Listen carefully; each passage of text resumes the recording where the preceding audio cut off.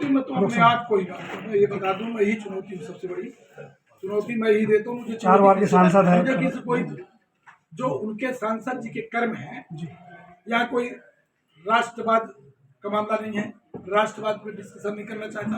राष्ट्रवाद की बात करें तो मैं बता चुका, चाल चरित्र चेहरा उसके प्रमाण भी दे चुका कि हमारा चित्रकूट उपेक्षित है, वो अयोध्या जहाँ से धंधा व्यापार करना, सिर्फ वहां से, ये धर्म जन्म प्रधान देश नहीं, ये कर्म प्रधान देश है। राम का कर्मभूमि चित्रकूट है। तो जितने झूठ बोलने वाले लोग हैं उसमें मैं नहीं जाना चाहता। यहाँ हर आदमी सम्मानित सांसद जी के कर्मों का उजागर करना चाहते कि आपने किया क्या, किसके बदले हम आपको वोट, आप अपना बता दो ना कि आप किए क्या कि हम आपको वोट दे दें। दोषी हमें रास्ता तो हम चुने ना, विंध्य का रास्ता कौन चुना था? टिकट घोषित होने के 6 दिन पहले शिवराज जी का फोन आया 8:32 सवेरे टिकट देने के लिए। एक दिन पहले फिर लखनऊ में था, हमने मना किया कि हम नहीं चुनाव लड़ेंगे भारतीय जनता पार्टी से, हम बिल्कुल इस तरह के गल में नहीं रह सकते, घुटन होती है, हमारी लड़ने की आदत है, बोलने की आदत है, गलत होगा तो बोलेंगे। शिवेंद्र भैया नमस्कार। इस बार आपको कहीं से फोन नहीं आया कि वापस आइए पार्टी में? और नहीं, वो हमारे व्यक्तिगत संबंध, तो हम लोग बोलते रहते, पर जाने में हम बोल चुके थे, वही हम क्या करें। नहीं, अभी की बात बात हुई है, और अब स्पष्ट बोलते, जब भैया विधानसभा की टिकट लेके नहीं लड़ा तो मुझे क्या चाहिए, नहीं लड़ेंगे चुनाव तो कौन से घर में रहते हैं। तो कोई लेने के लिए तो ये तय था कि बीजेपी में जाना नहीं है, कांग्रेस के लफड़े में पड़ना नहीं है, बिल्कुल बड़ा स्पष्ट था, क्लियर थी। कांग्रेस के 3 लीडर नाम बता दो तो स्पष्ट रूप में बोला था कि आगे में मिलने, आप लोग मेरे साथ वोट किया, धोखा वोट किया है, इससे कोई बात नहीं। अच्छा, आपने कई बार दल बदले हैं, नए चेहरे के साथ मैदान में आती है, ऐसी स्थिति में विश्वसनीयता कैसे आप बनाएंगे? बता दिया ना, विश्वसनीयता तो इतनी है कि मैं दावे के साथ कह सकता हूँ कि इससे बेहतर दल मुझे नहीं मिल सकता। मैं बता दिया ना, भाजपा के घुटन में मैं रह नहीं सकता, मेरा स्वभाव ही नहीं। मैं स्वतंत्र रूप में काम करने वाला आदमी हूँ, मुझे स्वतंत्र काम करने में मेरे अनुशासित आदमी हूँ। मुझे समझा के, मैं भी आज भी भाषण में बोला हूँ कि मुझे अपना कैसे मुझे चलना है, कैसे रहना, ये बता देंगे तो इससे ना मैं पान पढ़ाने की राजनीति करता, ना मैं पान पढ़ता, न पढ़वाने में मुझे मजा आता। तो मुझे भाजपा में कई बार बोला कि भैया मुझको ले तो आया, ट्रेनिंग दिए नहीं हो, ट्रेनिंग देने वालों के जिला बदल हो गया, प्रांत बदल हो गया, हम बचे अकेले, कोई कभी देखा ही नहीं। हमें लोग बताते गए कि दिल्ली न जाना नहीं निपटा देती है भाजपा, दिल्ली जाना बंद कर दिए। हमें बोले, कोई बताया नहीं कि संघ परिवार में जाना पड़ता, वहाँ घुटने टेकना पड़ता है, हम नहीं टेक पाए घुटने, हम किसी को जानते नहीं। तो इस परंपरा में नहीं रह सकता। मैं आज भी सबको बोला कि मुझे बता दीजिए कहाँ तक जाना है, कहाँ तक नहीं जाना, उस दायरे से अलग होकर चला जाऊं मैं, तो मैं राजनीति को छोड़। अब कोई इस उम्र में कौन जाएगा, मैं तो बताता नहीं 70 साल का।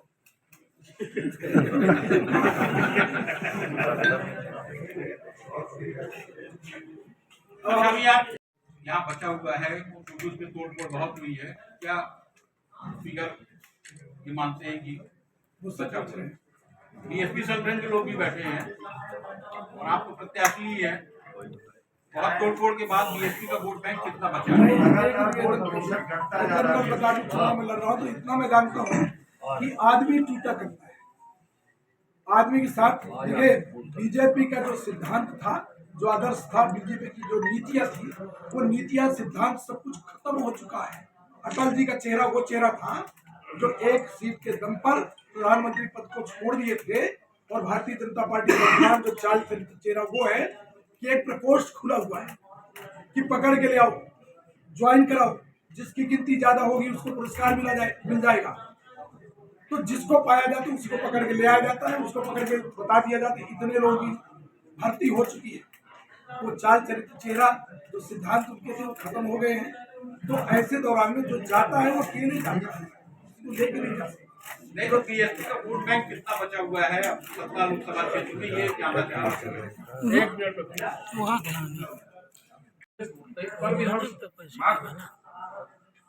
हर एक विधानसभा में 20,000 चले जाते हैं, उसके बाद 20,000 पड़ी जाता है नगर निगम का। अच्छा, जैसे पिछला चुनाव हुआ था आपका 20,000 था विधानसभा में है, इस बार तो 7 विधानसभा में एक साथ 40,000 वोट होता है।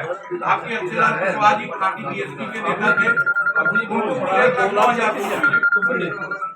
2,36,000 की वोट देखिए न साम है, न दाम है, न दंड है, न भेद है। हम तो पूरा जीवन फकीर में बिता दिए। जिस दिन राजनीति बंद कर देंगे उस दिन फिर आपको दिखा देंगे कि हम क्या है।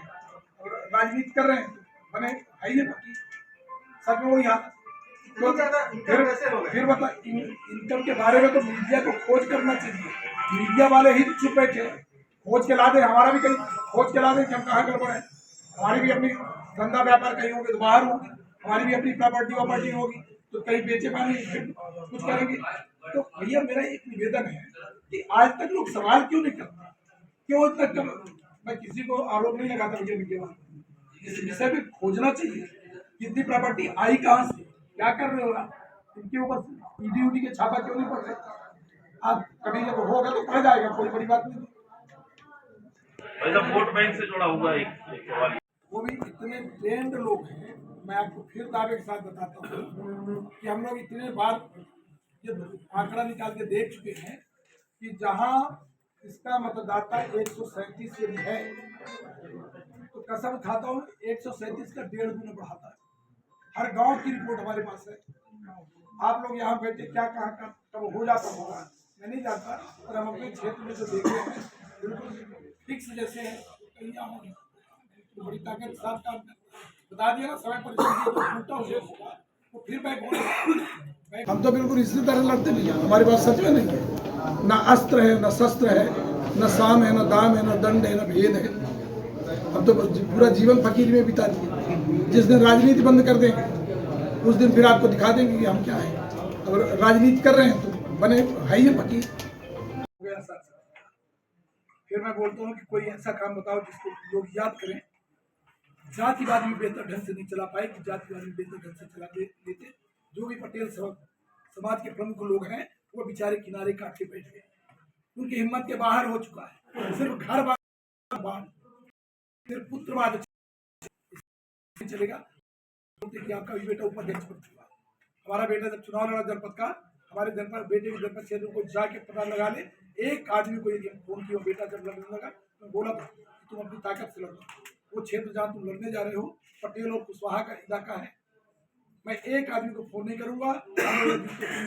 अकेले दम पर चुनाव लड़ा और सब लोगों ने 1,000 से ज्यादा वोटों से उसको चुनाव जिताया उपाध्यक्ष। जब मामला है बेटा है तो करना तो पड़ेगा। जनपद से नहीं शुरुआत की, जब बेटा है तो वारिसदार तो वही कहलाता है ना। पर ब्लाइंड घरवाद नहीं चला। हमारे तीनों बेटे को अभी जाके पता कर लो, न थाना, न कोतवाली, न कचेली, कोई फोन भी नहीं कर सकता। हमारा छोटा बेटा भी पड़ गया था 4 महीने पहले, मोटरसाइकिल पुलिस वाले पकड़ लिए जब मैं एमएलए था चुनाव के पहले।